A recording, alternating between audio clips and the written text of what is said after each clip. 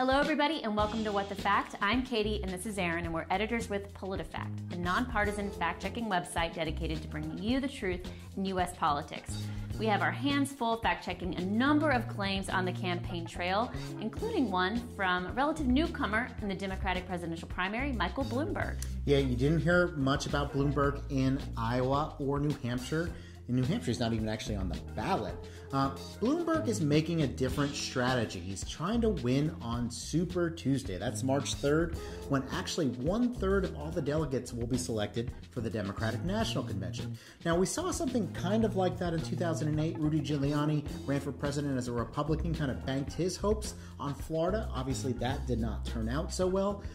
With Bloomberg, it's a little different because he has billions of dollars to spend if he wants, and so he's targeting these Super Tuesday states, which include big places like California and Texas, southern states like Alabama and Arkansas, swing states like Virginia, and yes, even kind of a purplish state like North Carolina. That's where our partners WRAL caught up with Bloomberg and did a fact check of something he said to try to win over voters in that state. We're going to talk about that in a little bit. Yeah, but first we are expecting a contentious primary season ahead, and we think it's important to arm you with knowledge about the basics of this process that can honestly be quite confusing. For instance, what's the difference between a primary and a caucus state? To help us out, Newsy's going to walk us through all those distinctions.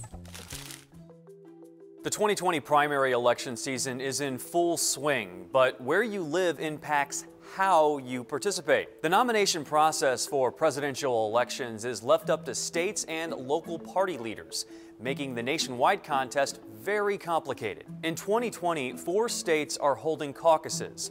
Iowa was first, with both Democrats and Republicans caucusing on the same day. But that's not the case everywhere. In Nevada, North Dakota, and Wyoming, only the Democrats will caucus this year. Every other state is holding a primary election, but the rules on who can vote vary.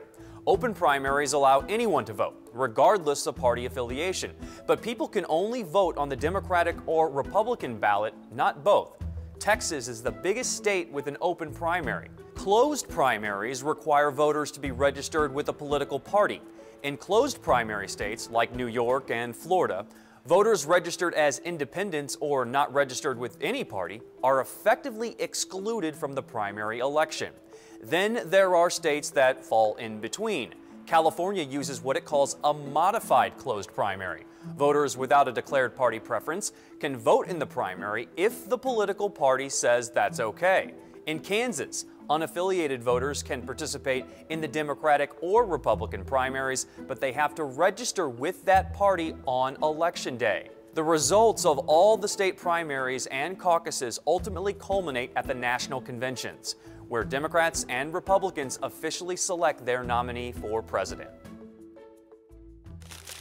So our partners in North Carolina, WRAL, have been keeping tabs of the presidential candidates coming through that state. They noticed a claim that was in a letter that Michael Bloomberg sent to prospective voters. It's kind of a PS, and here's what the PS said. PS, North Carolina election law allows all registered voters, regardless of registration, to vote in the Democratic primary.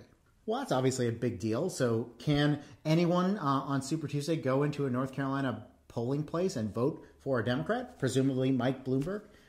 Katie, what do the facts say? The answer is no.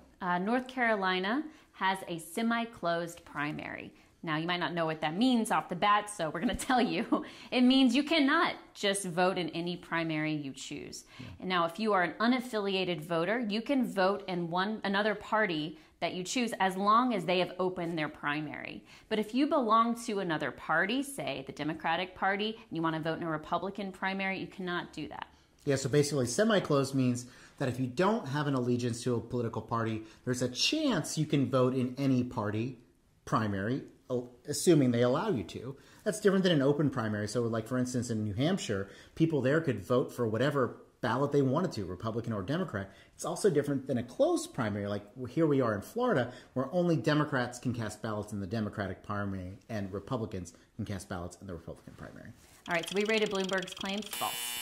Obviously, we have many more fact checks on the presidential candidates. You can see them all at PolitiFact.com. It's a new website, by the way. We hope you like it. Until next time, I'm Aaron. This is Katie. Take care.